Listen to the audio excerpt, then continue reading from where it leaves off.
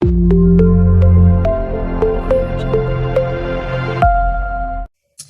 tentang diterapkan dosen laki-laki. Dosen sebagai sepakat bahwa di sini juga diterapkan untuk dosen laki-laki dan mahasiswi dalam melakukan bimbingan skripsi dan semacamnya, juga dokter dan pasien yang memang seharusnya didampingi perawat. Karena dua kasus tersebut, beberapa teman mengalami ketidaknyamanan sampai pelecehan. Ini ada respon begitu. Bagaimana dengan dosen yang melakukan bimbingan dengan mahasiswi ketika berdua ternyata juga ada peluang untuk melakukan hal yang kurang baik, termasuk juga dokter dengan pasiennya. Apakah ini perlu ada sistem sosial atau memang perlu ditemani seseorang agar tidak mengarah pada hal-hal yang kurang baik. Terus kemudian juga ternyata sekarang menurut di chat ini tidak hanya ruang sepi atau berduaan di tempat sepi yang bisa mengarahkan seseorang untuk melakukan hal-hal yang kurang baik, karena ternyata sekarang di tempat umum pun, di base, di taman, itu sudah banyak juga yang melakukan hal-hal yang itu dikhawatirkan terjadi ketika halwat di tempat sepi atau berduaan. Ternyata di tempat umum pun hal-hal yang dikhawatirkan ketika halwat itu juga terjadi. Bagaimana Kang menyikapi hal ini, gitu, fenomena ini? Saya kira niku Kang, monggo. Soal bagaimana ketika dosen membimbing berduaan, bagaimana ketika dokter dengan pasien berduaan. Ya kalau betul itu berpotensi, ya memang harus diciptakan sistem sosial. Nah, salah satu sistem sosialnya seperti kata Mbak Tuti tadi, Permendikbud. Nah, kalau seorang dosen sadar bahwa dia bisa dilaporkan oleh mahasiswinya ketika melakukan sesuatu, itu kemungkinan dosen akan menahan diri. Nah, itu salah satu sistem. Tapi kalau tidak ada aturan itu, ya dia bisa seenaknya sambil pegang-pegang, mungkin sambil ngomong seenaknya karena cuma berdua. Nah, salah satu sistem sosial. Sistem yang lain katanya kan didampingi, ya boleh saja kalau memang memungkinkan. Tetapi kalau dalam keadaan darurat tidak ada yang bisa mendampingi karena perawatnya harus ke yang lain, kan nggak bisa pasien itu ditinggalkan tanpa operasi, tanpa penanganan, lalu terjadi sesuatu yang lebih buruk, misalnya sakitnya lebih parah, tidak tertangani. Jadi karena tidak ada dampingan, tidak terjadi penanganan. Jadi salah satunya kan kalau di Permendikbud disebutkan bimbingan tidak boleh di luar kampus. Nah itu diantaranya ya. Dosen tidak boleh di Permendikbud itu mengundang mahasiswa bimbingan di luar kampus. Apalagi tadi berdua dan lain sebagainya. Itu kan sistem sosial. Nah kalau mau ya dibikin ruang terbuka saja bimbingan. Kenapa harus di kamar sih gitu loh. Bisa berdua tapi ruangnya terbuka. Yang mungkin bisa diakses atau ada cermin, ada dengan kaca yang terbuka gitu loh. Jadi kalaupun misalnya datang ke rumah misalnya, bisa nggak dosen itu ketika ini jangan dibawa ke rumah mahasiswinya kalau sendirian, kalau ada istrinya di luar rumah aja, di beranda kan bisa kelihatan banyak orang. Jadi sistem sosial itu penting kalau memang masih memungkinkan terjadinya pelecehan-pelecehan yang tidak kita inginkan ya. Jadi saya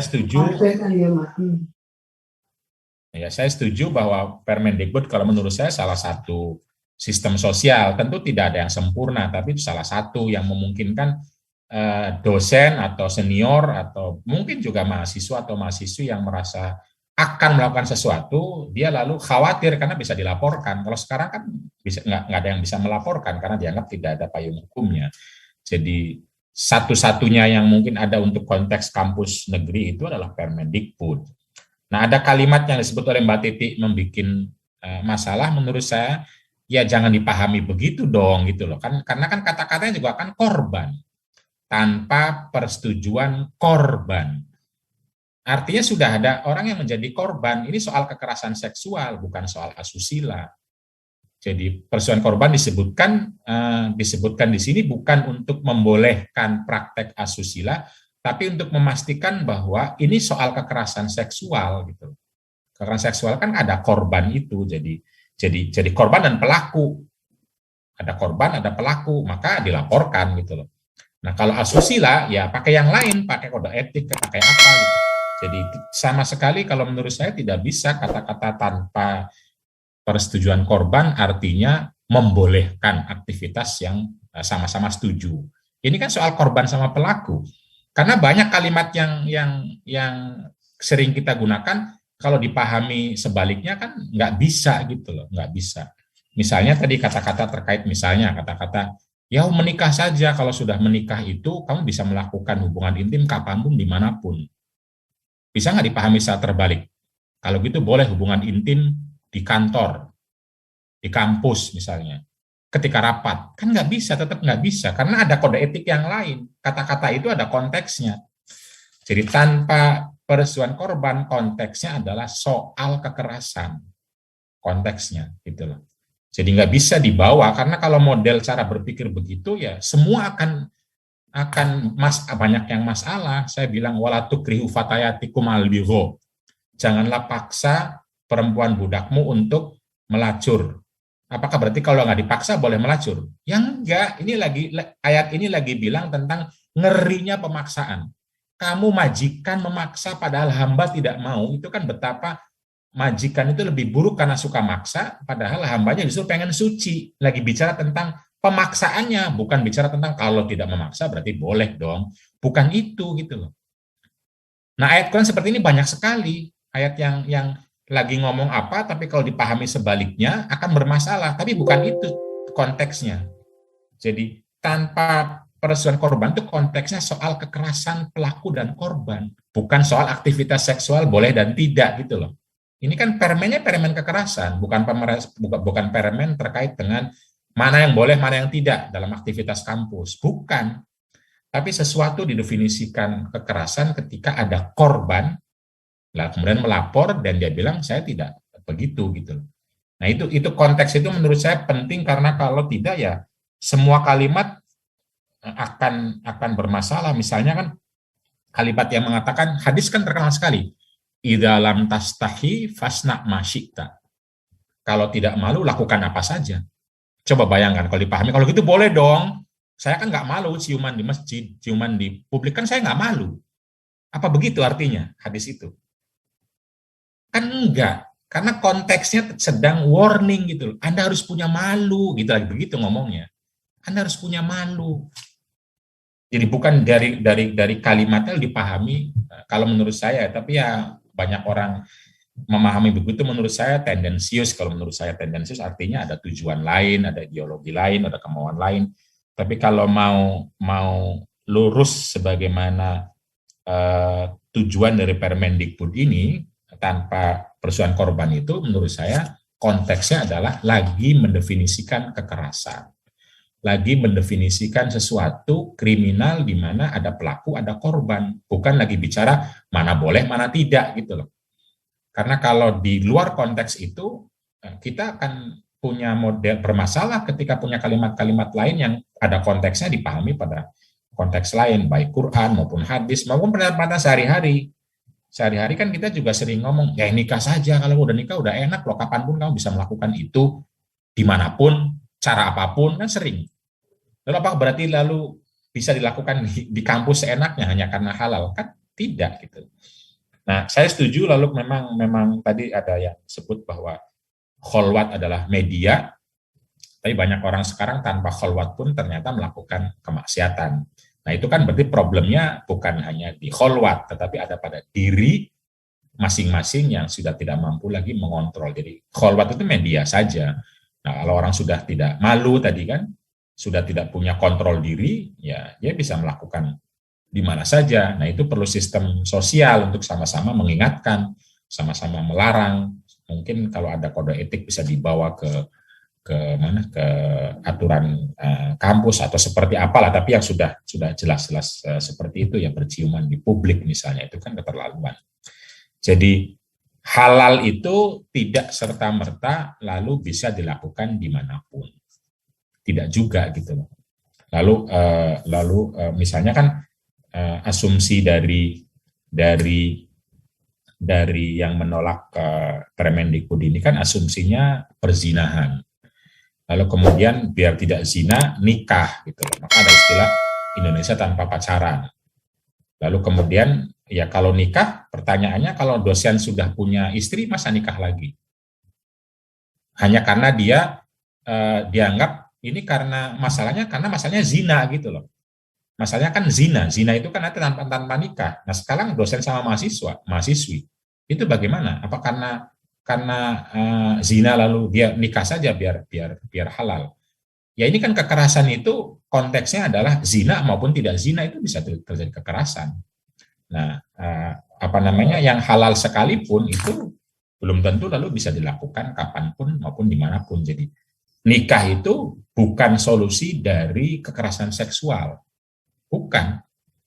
Karena ketika nikah itu masih bisa terjadi kekerasan seksual, ketika nikah juga masih mungkin dilakukannya dengan cara yang haram. Misalnya di ruang publik tadi, di kampus gitu loh.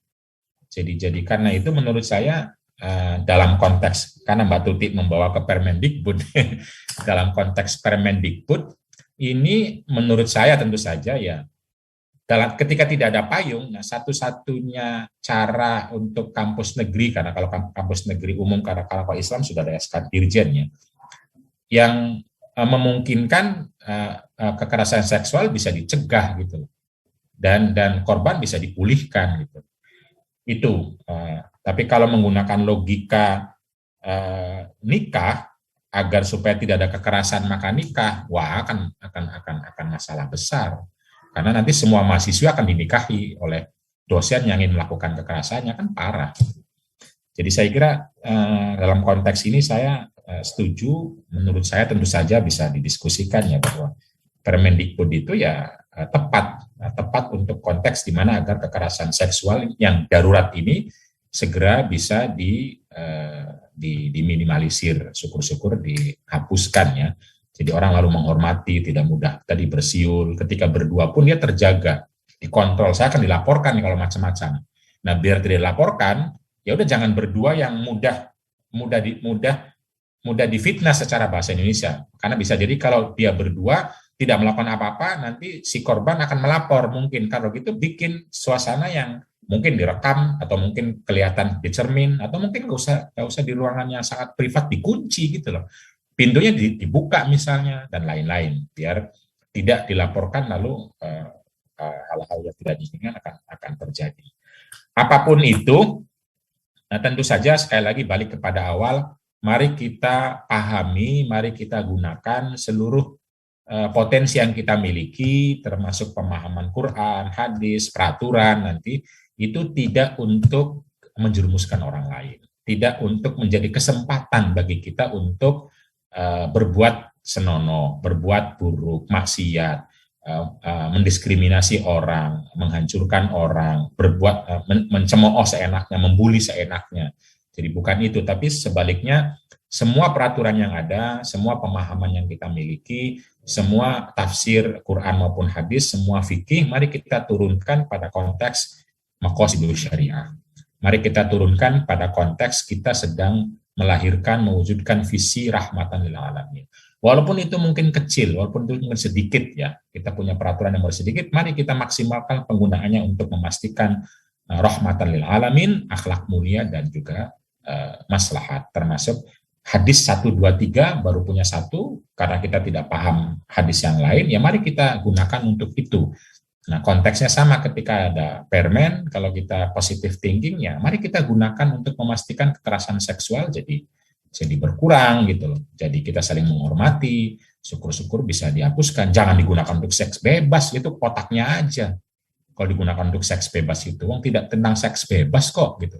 Itu kan artinya otaknya saja berpikir seperti itu. Jadi mari kita gunakan, mungkin peraturan di kampus sudah ada kode etik, sebelum ada permen ya, ada yang lain ya. Mari kita gunakan, jangan selalu mengatakan tidak ada. Kan kita punya yang lain untuk memastikan kita tidak melakukan kekerasan seksual, kita tidak melakukan kontak-kontak fisik yang diharamkan seperti kata Bu Hamidah tadi. Tetapi juga ketakutan itu jangan digunakan untuk lalu menghalangi seluruh aktivitas. Jadi nanti dosen sama mahasiswa nggak boleh ketemu, lalu dokter nggak boleh memeriksa pasien. Jangan begitu juga. Itu kan hancur semua kehidupan ini kalau begitu gitu. Jadi kekhawatiran itu penting, tetapi tidak membuat kita parno. Kemudian kebebasan juga penting, tapi tidak membuat kita lalu seenaknya tanpa aturan. Jadi kita sebagai manusia, mari kita kelola diri kita, kontrol diri kita dengan sisi malaikat yang kita miliki untuk memastikan kebaikan, sisi setan atau iblis yang kita miliki untuk kita kontrol agar tidak terlalu banyak keburukan. Tapi ketika itu ada, ya tentu perlu taubat, tentu perlu dijerahkan, tentu perlu dibikin suasana menjadi lebih baik. Saya kira itu Mbak Erik, ini sudah lebih 17 menit dari seperti biasanya. Mudah-mudahan ini bisa sedikit membantu untuk bisa membantu lebih banyak lagi. Monggo terus ngaji dengan semua ulama yang ada di sini. Ada Mbak Tuti, ada Mbak Mufidah, ada Mbak Evi, ada Mbak Erik. Banyak sekali saya kira. Tiap hari kita masih tetap perlu untuk mengaji, untuk belajar, untuk mendengar, tapi dengan niat yang tulus bahwa yang kita ingin dapatkan dari siapapun adalah kebaikannya. Jadi alladzina yastami'una al-qaula fayattabi'una ahsana. Kalau kita punya niat itu, kita bisa dapat dari siapapun dimanapun. Tapi kalau sejak awal sudah niatnya buruk, maka apapun itu bisa kita gunakan untuk keburukan. Termasuk Quran, iya termasuk Quran. Termasuk masjid, iya termasuk masjid. Makanya ada masjid diror itu. Jadi itu kitanya yang menggunakannya, kitanya. Karena itu mari kita perluas potensi malaikat kita, dan mari kita persempit potensi setan atau iblis kita agar kita bisa orang-orang yang bahagia di dunia wal akhirah, dan kita bisa di akhirat nanti bertemu dengan Nabi Muhammad SAW dan seluruh orang mulia. Amin ya rabbal alamin. Wal muwafiq ila aqwamit thoriq. Wallahu yarhamuna rahmatan amatan syamilah. Wabillahi taufiq. Wassalamualaikum warahmatullahi wabarakatuh.